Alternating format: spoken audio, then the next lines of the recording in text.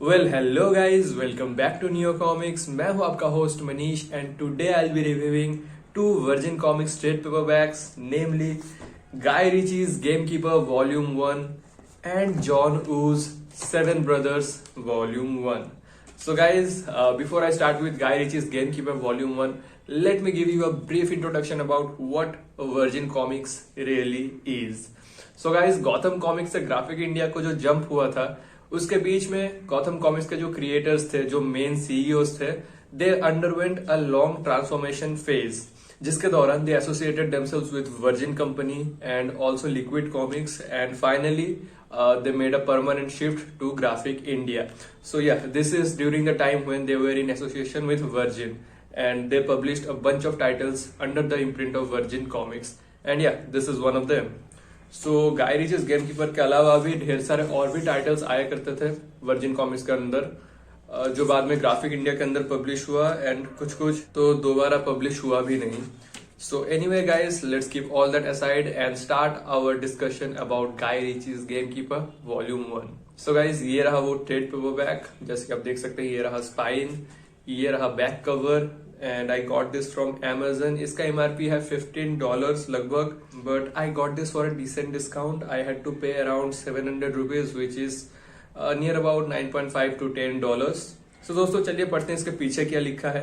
Gamekeeper Volume 1, Tooth and Claw.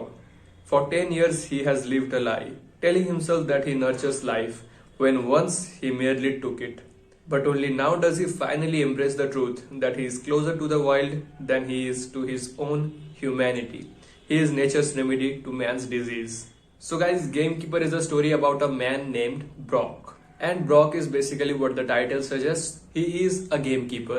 So gamekeeper is basically a person who looks after the preservation and breeding of game animals. यानी कि जो dear hunting या फिर fishing वगैरह जो है, एक पर्टिकुलर रिजर्व्ड एरिया होता है जहां पर ये सारी चीज अलाउड होता है, तो वहां पर जाके आप डियर शूट कर सकते हैं. इंडिया में एक बहुत बड़ा फिल्म स्टार ने एक नॉन गेम एरिया में ये सब हरकत किया था और अच्छा खासा केस भी उनके ऊपर लगा था. सो गाइज, विदेश में ऐसे गेम एरियाज है जहां पर आप रिक्रिएशनल एक्टिविटीज के तौर पर जाके डियर शूटिंग कर सकते हैं, फिशिंग कर सकते हैं, और गेम कीपर्स आपको गाइड भी करेगा. So in exchange of money और some other benefits you can enjoy this services and do some hunting and stuff. So Brock एक ऐसा ही गेम कीपर है. वो भी एक पर्टिकुलर रिजर्व्ड एरिया का इंचार्ज है. वहां के एनिमल्स को लुक आफ्टर करता है, उनको प्रोटेक्शन देता है फ्रॉम पोचर्स, यानी कि जो इलीगली हंटिंग करने का कोशिश करते हैं. सो ब्रॉक एक ऐसा बंदा है. Now Brock is very close to the wild. वो उसके अंदर जंगली जो इंस्टिंक्ट है ना, वो काफी तेज है. And frankly speaking, throughout the whole comic book it gives the vibe that he is less human and more animalistic. So Brock का एक बहुत ही ट्रॉमेटिक पास्ट रहता है और कॉमिक के बीच बीच में आप उसके बारे में जानते रहेंगे. And Brock also has a very closely knit group of people जो भी उस गेम कीपिंग के साथ रिलेटेड है. There are women, there are old people, it's like a family. But Brock के इस फैमिली के ऊपर मंडराता है एक बहुत ही बड़ा खतरा, because there is a file named dragon of. एक ऐसा फाइल जिसके अंदर कुछ ऐसा सीक्रेट छुपा हुआ है जिसके पीछे बहुत ही बड़े बड़े पावर्स हाथ धोके पड़े हैं. सो इस फाइल के लिए तहलका मच जाता है और ब्रॉक का इस शांतिपूर्ण जीवन में बहुत ज्यादा अशांति भर जाता है. सो ब्रॉक इसका बदला लेने के लिए निकल पड़ता है और वो पहुंच जाता है शहर में डायरेक्ट, क्योंकि जो लोग ब्रॉक के ही जंगल में आके ये कत्लेआम मचाए थे, वो लोग एक्चुअली शहरी जंगल का दरिंदे हैं. सो गाइज, ये पूरा story is about revenge, is about secrets. It's filled with action, thriller, blood, gore, and I think you guys are going to love it.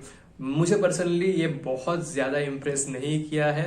It was gripping but it was not mind blowing per se. So guys, story के लिए मैं इसको देने वाला हूँ 2.8. Artwork is the thing that impressed me the most. Mukesh Singh has done a really great job in this comic book, guys. Not only the artwork, the coloring that he's done is perfect as well. मतलब इतना lucrative लग रहा था दोस्तों. जो color scheme use किया गया, the sceneries, the color scheme of black and whitish tones in the past references. So बहुत ही बढ़िया look and feel देता है throughout the whole comic book, and that's what I love the most about this comic book. So artwork के लिए मैं इसको देने वाला हूँ 4.8. सो स्टोरी के लिए मैं इसको देने वाला हूँ 2.6, आर्टवर्क के लिए 4.8. It gets a total of 7.4 out of 10, which makes it a quite good rate but not a must buy in my opinion. So guys, the next book that I am going to talk about is John Woo's seven brothers. Now the funny thing about these two books is that कि Guy Ritchie's Gamekeeper is a creation of Guy Ritchie basically, who is a film director, and so is John Woo. So आज इस दोनों book का मैं review करने वाला हूँ. Both are from the minds of a movie director. So आप expect कर सकते हैं कि इन दोनों बुक्स के अंदर आपको एक बहुत ही सिनेमैटिक फील मिलेगा, क्योंकि जॉन वू और गाय रिची दोनों ही मूवी डायरेक्टर्स हैं. सो वो लोग जब कॉमिक्स बनाने के काम में आए, their main aim and objective was putting a cinematic experience in the pages of a comic book. So उस हिसाब से आपको इन दोनों कॉमिक्स पढ़ने में काफी मजा आएगा दोस्तों. Now let's talk about John Woo's Seven Brothers, written by Garth Ennis. Garth Ennis is very well known for his Preacher and Punisher titles, and the artwork is by Jivan Kang. Jivan J. Kang had drawn a bunch of comic books for Virgin Comics and Graphic India as well. The Sadhu में इन्होंने काम किया था, Spider-Man India में इन्होंने काम किया था, and of course John Woo's Seven Brothers में भी. So let's read what is written at the back. Centuries ago, long before history's great explorers stole the credit for their feats, mighty Chinese treasure fleets set sail to reach every continent. These voyages of discovery left behind an evil legacy and a plot by a powerful Chinese sorcerer to dominate the world. 600 years later, seven strangers are brought together in modern-day Los Angeles. Seven men who have powers that set them apart from their fellow human beings. With nothing in common but their DNA and their destinies, they must band together to face the son of hell and save the world. So guys, 7 random बंदे को pick किया जाता है and they are put in a room, but later they find out कि उन्हें randomly pick नहीं किया गया है. उन सभी का एक same ancestor रहता है and there is a huge global level, I mean world-ending apocalyptic level thing that is going to happen, and these 7 are the ones responsible for saving the world from that apocalypse. So guys, मुझे तो बहुत ही ज्यादा Impress किया है इसका story. मैं ज्यादा details में इसके बारे में डिस्कस नहीं करने वाला हूँ. Frankly speaking, all the 7 main characters, और शुड आई से 8 और 9 main characters, every one of them were very interesting. सभी का कैरेक्टर डेवलपमेंट थोड़ा बहुत हुआ है, because this is I think 140-150 page comic book.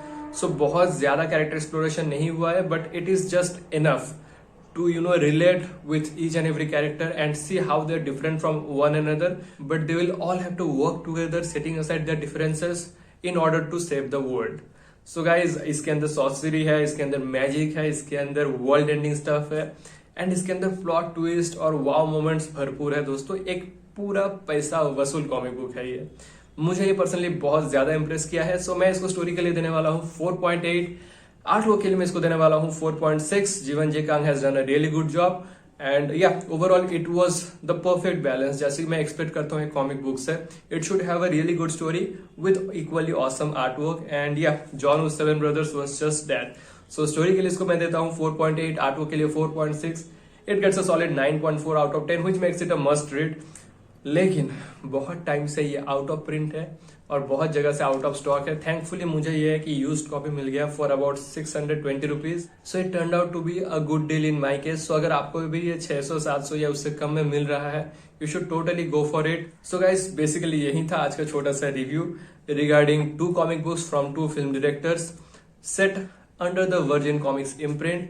So बहुत ही कम लोगों को इनके बारे में पता है. So I thought about giving this a bit of a limelight, because there are bunch of Indian creators who have worked behind this comic books as well, जो एक्चुअल ब्रेनस्टॉर्मर्स है, like Sharad Devarajan, Suraj Seetharaman and all those great people who have worked for Gotham Comics and who have gave us Graphic India and all those famous titles.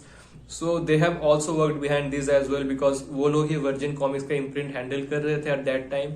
सो कुछ हद तक आपको ये अपना देश के लिए प्राउड भी फील कराएगा, because there are a bunch of desi people who have worked behind this comic books. And guys, both John Woo's Seven Brothers and Guy Ritchie's Gamekeeper have a second volume as well, and both these 2 volumes have been collected in omnibus format as well. So इसके बाद मैं second volume खरीदूंगा या omnibus format खरीदूंगा, वो मुझे नहीं पता, क्योंकि omnibus format का भी प्राइस बहुत ज्यादा है और सेकंड वॉल्यूम्स का भी प्राइस बहुत ज्यादा है.